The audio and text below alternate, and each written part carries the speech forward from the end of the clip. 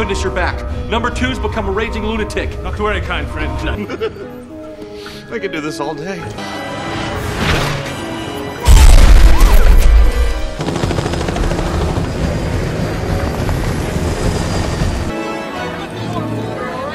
Engineer, divert all remaining power to right arm.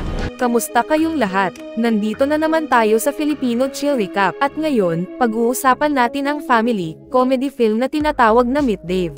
At bago tayo magpatuloy ay isa-shoutout muna natin si JV Pantenila, Prinlax Abuso, Marie Chris Seguinsen, Zeka John Ramirez, Joel Latina, Kay Sir Paul, Chiela Maid de Mayo from Maragusan Davao de Oro, Dato Ashraf from Maguindanao, at Junjun Purisima from Caloocan. Maghanda na kayo dahil sa mga spoilers na darating.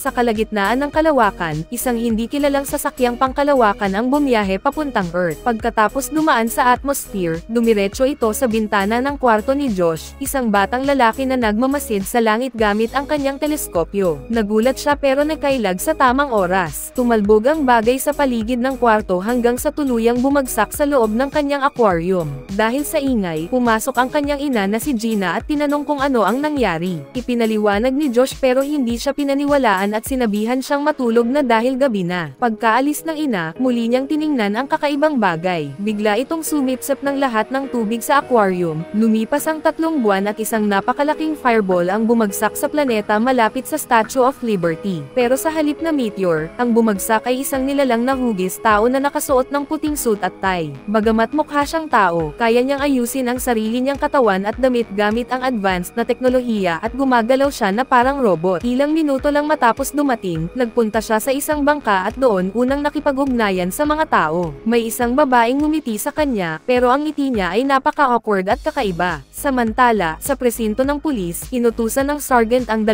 opisyal na sina Stevie at Dali na siyasatin ang pagbagsak ng fireball. Hindi nila alam na ang lalaking galing sa kalawakan ay nasa gitna na ng New York, nag-oobserbo at natututol tungkol sa mga tao at kanilang mga kaugalian. Ginagaya niya ang kilos ng mga tao, nakikisabay sa pikturan ng isang pamilya, at nakikipaglaro pa sa isang laruan na nagpapalabas ng bulan ng sabon. Maya-maya, tinangka niyang tumawid ng kalsada na hindi alam na pula ang ilaw para sa pedestrian at bigla siyang nabangga ng kotse. Tumilapon siya palayo pero sa hindi inaasahang pagkakataon, ang driver ay si Gina, ang ina ni Josh. Mabilis siyang bumaba para tulungan ang pedestrian, pero kahit na parang bali ang kanyang mga binti, nakatayo siya agad at umalis bago siya matulungan. Ilang minuto ang lumipas, nagtago siya sa isang eskinita at doon ibinunyag na ang lalaking ito ay isang spaceship pala. Pinapatakbo ito ng maliliit na nilalang na mukhang tao pero kasing liit ng laruan. Tinatawag sila ayon sa numero sa kanilang uniforme at pinamumunuan sila ng captain na siyang nagdisenyo ng barko base sa kanyang sariling hitsura. Sinuri ng captain ang pinsalang tinamo mula sa pagkakabangga at inutusan ang kanyang crew na ayusin ito. Pinaalala rin niya ang kanilang pangunahing misyon, hanapin ang orb na bumagsak sa mundo. Kailangan nila ito para makakuha ng asin mula sa karagatan dahil iyon ang kanilang pangunahing pinagkukunan ng enerhiya sa kanilang planetang tinatawag na Nil. Sa kabutihang palad, ang eskinita kung saan sila nagtatago ay katabi lang ng bahay ni Josh, ang parehong batang nakakita ng orb. Papasok na sana siya sa paaralan pero nang sumilip siya sa bintana, nakita niya ang lalaking mukhang tao na nakatayo sa eskinita. Sinabi niya ito sa kanyang ina at sabay silang pumunta doon. Nang makita ni Gina ang lalaki, nakilala niya ito bilang pedestrian na nabangga niya. Sinubukan niyang humingi ng tawad. Sa loob ng spaceship, kabadong-kabado ang buong crew kung paano sasagutin ang kanilang unang pakikipag-usap sa tao. Binuksan ng captain ang speaker para makausap si Gina pero sobrang lakas ng tunog kaya nasaktan ang kanilang tenga. Agad na inayos ng crew ang problema at sinabi ng captain na tinatanggap niya ang paghingi ng tawad ni Gina. Pero inimbitahan pa siya ng babae sa kanilang bahay. Pagdating nila sa bahay, inalok ni Gina ang lalaki ng isang baso ng tubig at tinanong ang kanyang pangalan. Wala pang nakahandang sagot ang captain kaya inutusan niya ang number 3 na ilista ang pinakakaraniwang pangalan sa buong mundo. Pagkatapos, ipinakilala niya ang sarili bilang Dave. Nagpatuloy ang kanilang pag-uusap hanggang sa makita ni Dave sa isang aparador ang litrato ni Josh na hawak ang orb. Dahil alam na niya kung nasaan ang target, nagpaalam siya kay Gina at nagpunta para hanapin ang bata. Habang papasok sa paaralan, napapansin ng mga tao ang kanyang kakaibang formal na kasuotan. Kaya inutusan ng captain ang kanyang crew na humanap ng lugar para makapagpalit ng damit. Dinala nila si Dave sa isang clearance store. Nang makapili ng shirt, tinangka ng crew na ipasuot ito sa kanya pero hindi pa handa ang mga control ng barko para sa ganoong galaw. Naipit si Dave sa damit at sa halip na maisuot, nagkagulo siya at nagbagsakan ang mga paninda sa loob ng tindahan.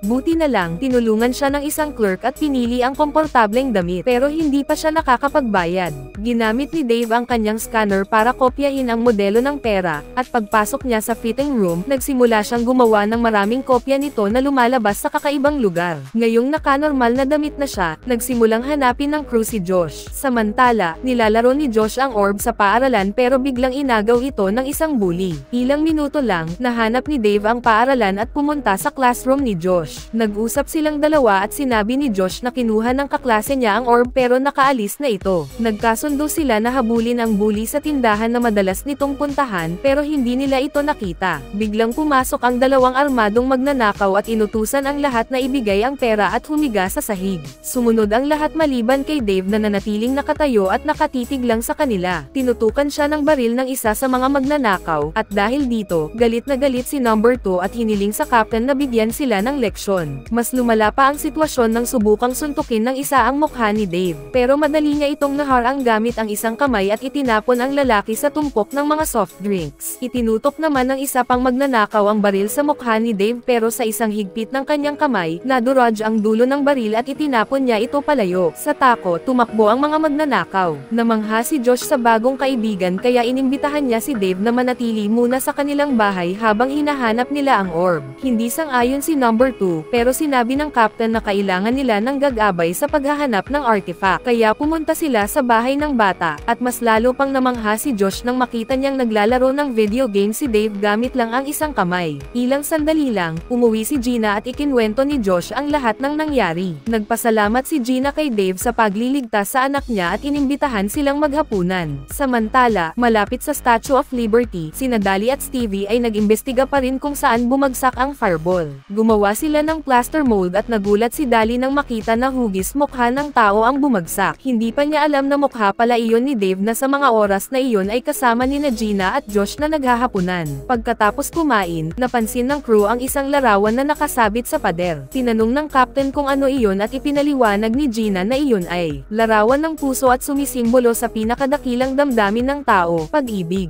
Hindi ito maintindihan ng crew pero sinabi ni Gina na darating ang araw na maiintindihan din ni Dave ito kapag siya mismo ang nakaramdam. Masaya ang kanilang pag-uusap pero nagpaalam si Dave para maghanap ng lugar na matutuluyan. Pagkalipas ng ilang oras, nakatagpo siya ng isang pulubi na inalok siya ng nag-iisa niyang kumot. Namangha ang crew sa kabutihang loob ng pulubi at tinanggap ang alok nito. Habang nasa sleep mode ang barko, nagpahinga ang crew pero nanatiling gising ang captain at si number 3 dahil gusto pa nilang maintindihan ang mga tao. Nagtagpo silang dalawa sa cockpit at sinabi ni number 3 na may nahanap siyang isang bagay na mahal ng mga tao, ang klasikong Christmas movie na It's a Wonderful Life. Pinanood nila ito at labis silang naantig na halos mailabas nila ang kanilang damdamin para sa isa't isa pero agad silang natauhan at nagpatuloy sa kanilang misyon. Kinabukasan, bumalik ang dalawang pulis sa presinto at ipinakita ang kanilang natuklasan. Sabi nila, isang alien na hugis tao ang bumagsak kasabay ng fireball. Pero hindi naniwala ang sergeant at sinabing bumalik na lang sila sa trabaho. Kahit ganoon, hindi sumuko si Dali at naglabas ng sketch ng alien para matulungan siyang mahanap ito. Samantala, nagising na si Dave at ipinaalam sa captain na may 12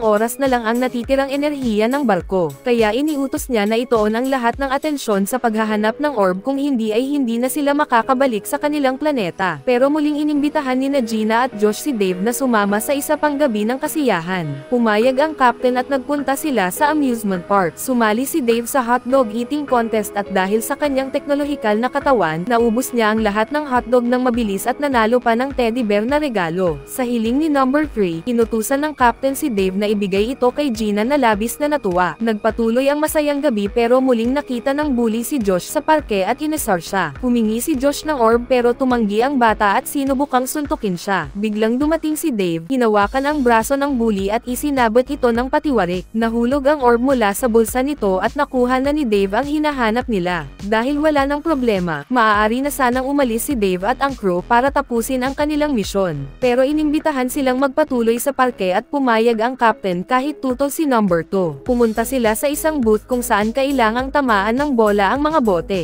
Sa unang tira, nagminta si Dave pero sobrang gigil ng captain na nagutos na tumira ulit, mas malakas. Dahil dito, tumagos ang bola sa lambat, tinamaan ang isang estatwa ng manok at bumalik ng direkta sa noo ni Dave. Dahil sa impact, nag-shutdown ang barko at nawalan ng balanse ang crew sa loob ng cockpit. Makalipas ang ilang oras, dinala si Dave sa ospital kung saan sinubukan siyang i-resuscitate gamit ang defibrillator. Pagkatapos ng ilang ulit, muling na-activate ang barko at napuno ng enerhiya ang kanilang buong sistema. Labis na natuwa sina Gina at Josh at sabay silang umalis ng ospital. Bago sila umalis, inimbitahan sila ni Dave sa hapunan, isang utos mula sa captain. Pero dahil dito, nagalit si number 3 at tinawag siyang tanga sa kagustuhan niyang makisama sa mga tao. Nagalit ang captain at pinaalis siya sa cockpit. Pagkatapos ng diskusyon, nagpatuloy ang pag-uusap nila ni Gina at napagdesisyonan na sa isang Cuban restaurant sila kakain. Pero sa mismong oras na iyon, isa sa mga nurse sa ospital ang nakarinig ng usapan at nakilala ang mukha ni Dave mula sa sketch na inilabas ni Dali. Tumawag ang nurse sa police station at ipinaalam sa opisyal na nakita na niya ang kanyang target. Maya-maya, masayang nag-enjoy sina Dave, Gina at Josh sa gabi sa restaurant at pati ang buong crew sa loob ng barko ay natutuwa rin. Pagkatapos ng ilang inumin, inimbitahan ni Gina si Dave na sumayaw. Sinubukan ng captain na kontrolin ang barko para sumayaw pero hindi iyon ang kanyang forte. Kaya kinuha ni number 4 ang kontrol at ipinakita kung paano ito gawin ng maayos. Lalong sumaya ang lahat pero hindi matanggap ni number 2 ang nakikita at nagsimula siyang mag-alsa kasama ang ilang kasamahan para pabagsakin ang captain. Habang nangyayari ito, dumating sina Dali at Stevie sa Cuban restaurant at inutos na arestuhin si Dave. Dinala nila ito sa interrogation room para alamin kung sino o ano ba talaga siya. Samantala, sa loob ng cockpit, dumating si number 3 at ang kanyang grupo at inanunsyo na kukunin nila ang kontrol ng barko. Sinubukan ng captain pigilan ang pag-aalsa pero naaresto siya ni number 2 na agad idineklara ang sarili bilang bagong captain. Lalong tumindi ang tensyon sa pagitan ng mga numero habang sa labas naman, si Stevie ay napagod sa kakahintay ng sagot mula kay Dave kaya tinawag niya si Dali para pag-usapan kung ano ang gagawin sa kanilang bilanggo. Hindi nila alam na sa loob, hati na ang buong crew dahil sa pag-aalsa ni number 2. Ipinahayag ng bagong captain na mula ngayon, sila at ang mga tao ay magkakaaway na. Ang una niyang utos ay palabasin siya mula sa interrogation room. Inutusan niya ang crew na i-activate ang proton gun na nasa isa sa mga daliri ni Dave. Agad na nag-target ang barko sa pader at pinaputok ang napakalakas na enerhiya. Nagulat ang mga pulis sa putok ng baril kaya hindi na nagdalawang isip at binaril nila ang alien ship. Pero agad na nag-activate si Dave ng kanyang heat shield na hugis puting suit at walang kahirap-hirap na nablock ang mga bala. Nagpanik ang buong crew sa loob, lalo na si number 17 na tumalon palabas ng tenga ni Dave at nahulog sa isang tasa ng kape. Nagpatuloy ang labanan at pinaulanan ng bala ng mga pulis ang barko pero wala pa ring nangyari sa shield. Lumabas si Dave at nakita sina Gina at Josh na naghihintay sa kanya pero dahil kontrolado siya ni number 2, hindi niya pinansin ang mga ito at muling nagpaputok para makatakas. Sa labas, mas maraming sasakyan ang pumaligid sa kanya pero binaril ni Dave ang isa at muntik nang madaganan ang isang pulis. Natatawa pa si number 2 sa kaguluhan pero nagmamadali siya at inutusan si number 3 na ipakita ang pinakamabilis na ruta pabalik sa Statue of Liberty. Sa halip, iniwan ni number 3 ang cockpit at pumunta sa selda ng captain. Doon, tinalo niya ang isa sa mga gwardya, tinanggal ang posas ng captain, at nag-team up silang dalawa para i-deactivate ang barko bago pa lumala ang sitwasyon. Pero nahuli silang muli ng mas maraming gwardya at ibinalik sa kulungan. Nang makita sila, nagpasya si number 2 na itapon sila palabas ng barko. Sa isang utos, pinaalis niya sila sa loob ng spaceship gamit ang ilong ni Dave. Ngayon, nasa labas na sila at nanganganib dahil napakaliit nila sa isang napakalaking mundo. Biglang bumagsak ang bola ng isang basketball player malapit sa kanila at dali-dali silang tumakbo palayo. Tumakbo sila papunta sa isang poste pero naamoy sila ng isang asong dumadaan kaya napilitan silang muling tumakbo. Muli silang nagtatakbo pero isang lalaki na may blower ang aksidenteng tinangay sila palayo. Ligtas na nakalapag ang captain sa bangkita pero si number 3 ay napunta sa gitna ng kalsada at naipit ang paa sa chewing gum. Tumakbo ang captain para iligtas siya pero may paparating na taxi. Wala nang oras para umiwas kaya yumoko silang dalawa sa lupa at dumaan sa maliit na siwang sa gulong, muntik na silang masagasaan. Pagkatapos nito, hinanap nila si Dave at nakita siyang naglalakad sa kalsada. Kumuha ng plastic bag ang captain at ginamit ang hangin para magpalutang papunta kay Dave.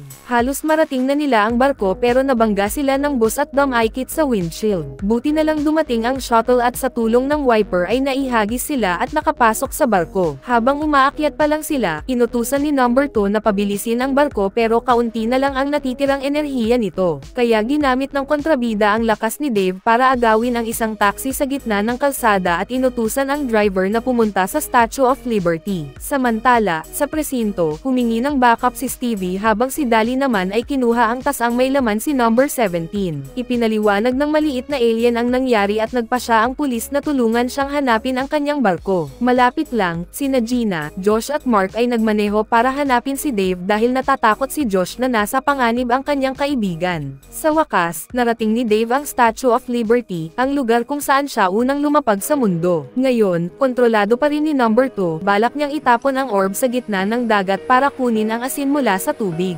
Binalaan siya ng ibang crew na kapag ginawa niya ito, masisira ang balanse ng kapaligiran at malalagay sa panganib ang lahat ng buhay sa planeta. Pero hindi niya ito pinansin at iniutos na itapon ang orb sa dagat. Buti na lang nakarating sa oras ang kapitan at si number 3 sa engine room at agad nilang inactivate ang secondary controls ni Dave. Dahil dito, huminto ang galaw ng braso niya at hindi na itapon ang orb. Pero hindi pa rin sumusuko si number 2 at nakipaglaban siya para makuha muli ang kontrol ng makina. Sa gitna ng laban, nawalan ng balanse ang buong barko at tuluyang nabitawan ang orb sa dagat na agad nagdulot ng napakalaking alon at nagumpisang lumikha ng higanteng buhawi. Malapit nang matapos ang mundo, mabilis na bumalik ang kapitan sa cockpit at inutusan ang buong crew na paalisan si number 2. Sinubukan pa ng kontrabida na lumaban pero pinili ng crew na sundin ang totoong kapitan. Kaya itinapon nila si number 2 at ikinulong sa pinakadulong bahagi ng barko. Nakuha muli ng kapitan ang kanyang pwesto, pero patuloy pa ring sinisip-sip ng orb ang tubig ng buong planeta. Wala na silang ibang paraan kundi gamitin ang natitirang enerhiya ni Dave para higupin ang orb. Pero kapag ginawa nila ito, wala nang matitirang lakas para makabalik sila sa kanilang planeta. Kahit mahirap ang desisyon, nagkasundo ang kapitan at buong crew na unahin iligtas ang mundo. Inilipat nila ang natitirang enerhiya papunta sa kanang braso ni Dave at isang napakalakas na magnetic energy ang naipadala. Nahigop nito ang orb papunta sa kamay niya at agad niya itong itinapon sa kalawakan. Sumabog ito at tuluyang nawasak, nailigtas ang mundo mula sa tiyak na pagkawasak. Ilang sandali lang, dumating sina Gina, Josh at Mark at nakita nilang wala ng lakas si Dave.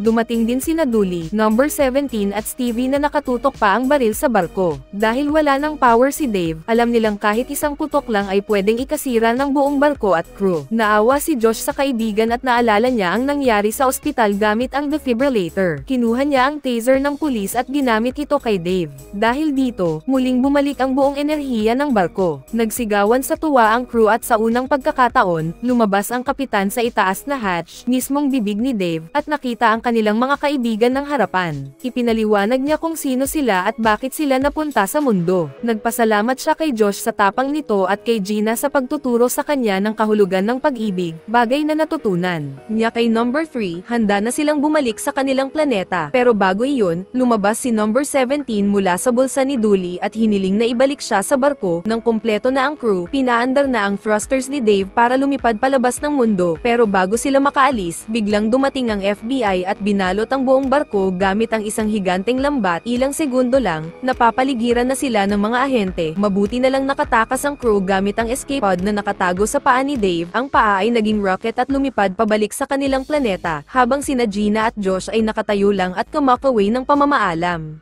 Mag-subscribe na kung hindi ka pa nakasubscribe, pindutin na rin ang notification bell at like button para sa marami pang movie recap katulad nito, at mag-iwan ng comment down below. And as always, thank you for watching.